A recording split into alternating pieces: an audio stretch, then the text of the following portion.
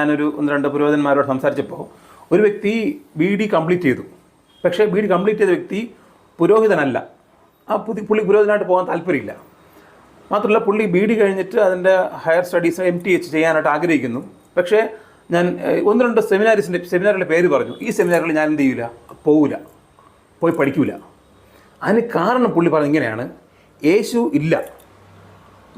ഇല്ല എന്ന് പറഞ്ഞ് പഠിപ്പിച്ച് സെമിനാരികളിലാണ് പറഞ്ഞ് പഠിപ്പിക്കുകയും അങ്ങനെ നിർത്തിയതിന് ശേഷം സ്വയമായിട്ട് ക്രിട്ടിക്കലായിട്ട് ചിന്തിപ്പിക്കുകയും ചെയ്യുന്നു. അപ്പോൾ ഇതിന് പറഞ്ഞ പോലെ അവരുടെ ചിന്ത ഈ ക്രിസ്ത്യാനി എന്ന ക്രിസ്തു മതം ഒരുപക്ഷെ ഇന്ത്യയിൽ വന്ന ശേഷം വളരെ നോർമലൈസേഷൻ ചെയ്യപ്പെട്ടു. അതായത് ക്രിസ്ത്യൻ മതത്തിനകത്ത് ഉള്ള ചിന്തകളെയും ആശയങ്ങളെയും സാമൂഹികമായ ഉൽപ്പന്നങ്ങളായാലും